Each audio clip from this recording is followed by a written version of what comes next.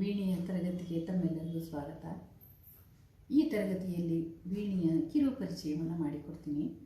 ಕರ್ನಾಟಕ ಸಂಗೀತದ ಬಹು ಪ್ರಮುಖವಾದ ವಾದ್ಯ ವೀಣೆ. ತುಂಬ ಆಕರ್ಷಕವಾಗಿರುವ ಈ ವೀಣೆ ವಿದ್ಯೆ ಅಧಿದೇವತೆ ಸರಸ್ವತಿಯ ಕೈಯಲ್ಲಿರುತ್ತೆ. ಇದು ರಾಷ್ಟ್ರಮಟ್ಟದ ಖ್ಯಾತಿಯನ್ನು ಪಡೆದಿದೆ, ರಾಷ್ಟ್ರಮಟ್ಟದ ವಾದ್ಯವಾಗಿದೆ.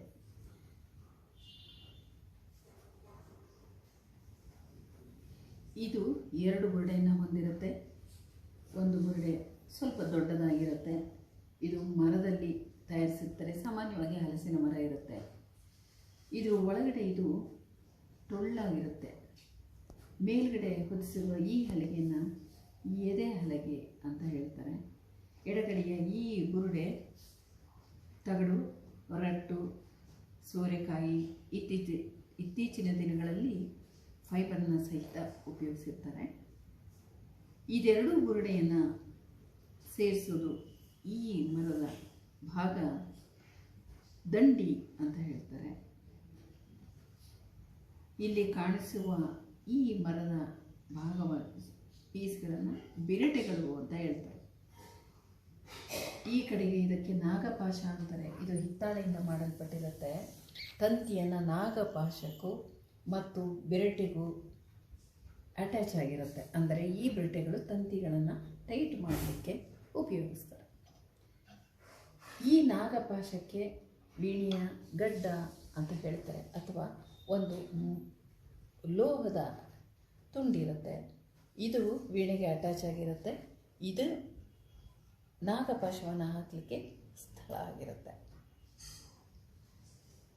ಈ ಭಾಗವನ್ನು ಇಲ್ಲಿ ಈ ಮರದ ಬಾಗಿರುತ್ತೆ. ಇದಕ್ಕೆ ಇಲ್ಲಿ ಒಂದು ವಿಚಿತ್ರವಾದ ಪ್ರಾಣಿಯ ಮುಖ, ಸಾಮಾನ್ಯವಾಗಿ ಪ್ರಾಣಿಯ ಮುಖವೇ ಇರುತ್ತೆ. ಇದಕ್ಕೆ ಯಾಳಿ ಅಂತ ಹೇಳ್ತೀವಿ.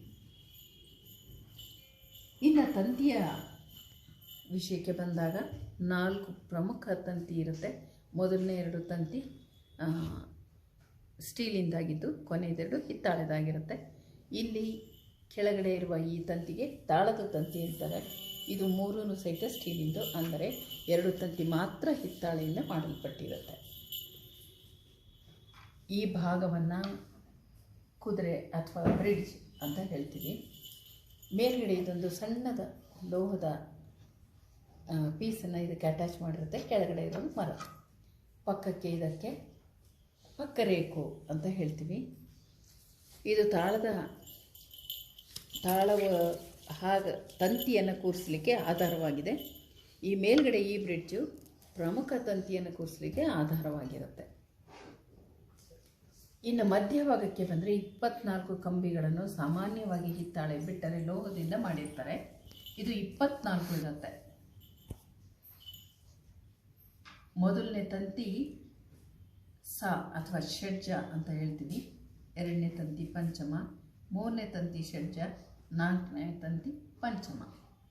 ಅಂದರೆ ಮಂದ್ರ, ತಾರ, ಅತಿತಾರ ಹೀಗೆ ಹೇಳ್ತೀವಿ. ಇನ್ನು ಸ್ವರದ ವಿಷಯಕ್ಕೆ ಬಂದರೆ ಮೊದಲನೇ ಮೀಟದು, ಇದಕ್ಕೆ ಹೀಗೆ ಮೀಟು ಅಂತ ಹೇಳ್ತೀವಿ.